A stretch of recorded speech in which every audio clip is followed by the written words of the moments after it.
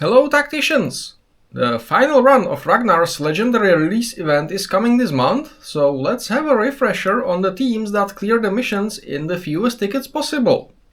For the very basics on how the event works, such as how many points you need to reach, go watch my first video on Ragnar. There may or may not be the link to it in the description. So, how do the viable teams look with the new heroes added since the previous iterations of the event? The Alpha track. We're fighting the Orcs and can use all factions except those being Xenos. Theoretically maxable in 2 tickets with a melee bolter team consisting of Isabella, Calgar and Bellator and nobody else, and a resilient, ranged max 3 hits team consisting of Abaddon, Yarick, Typhus and no healer. Or you might also do an all bolter, all ranged, max 3 hits and all resilient, no ranged combo if you have Rodbone and no Isabella, but you will eventually still end up switching to a 3 tickets approach with an all bolter, max 3 hits, Isabella, Yarick, Roswitha, Certus, many more, but most interestingly, somewhat newly butchered after the Black Templars refresh, an all-resilient melee team, Rodbone and most of the Death Guard and Arjak, and the brand stinking new Macer and Duskor, and an all-ranged team with Actus for healing, which leads to bringing mechs, so Tangida, Vitruvius and Morven, and in no particular order I would recommend Arch, Shosel, Yarick, Toth, Abraxas, Kalandis, Eldrion, maybe Burchard again, as fillers for their specific strengths. The Beta track. We're fighting the Thousand Suns and can use everyone except any Chaos factions. Maxable in 3 tickets. All flying, no summons, minimum 3 hits, with Aleph and Rivas carrying most of the weight and fillable with Bellator and Aethana.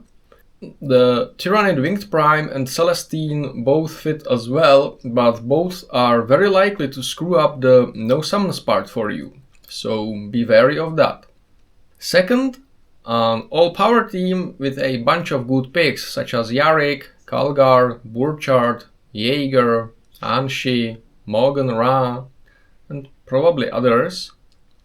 And finally, an all-physical team with mech healing possible, so Gibascraps and Makotep as healers, Tangida and possibly Snapareka as repairables, the Tyrant Guard as a damage mitigator, and any damagers you'd like, with special mention to Vindicta for her AoE for some crowd control, and Kalandis because knife ears, and maybe Snotfloga because infinite grots. Then the Gamma track.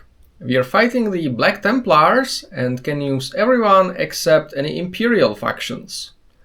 Theoretically maxable in 2 tickets, with a Rodbone, Maladus and Anshi team clearing everything except no piercing, and with Eldrion, Kalandis, Shosel, Tyrant Guard and Harkent or Aethana team clearing all piercing. Also, you can throw in Karn for the lulz, but I'm not sure if that's a smart idea, considering he's as liable to wreck the enemies as he's to wreck you. However, it will be easier to run all power, no physical with Rodbone, Angrax, Maladus, Anshi, and break all melee with Volk or Maugan Ra or Toth or maybe Abaddon, and then all melee separately with Aleph and Ro, and again Rodbone and whatever works. Special mention here to Death Leaper who can self-heal. And all piercing is pretty much unchanged. Just don't use Harken if you didn't pick up the No Black Legion condition in one of the other 2 teams already.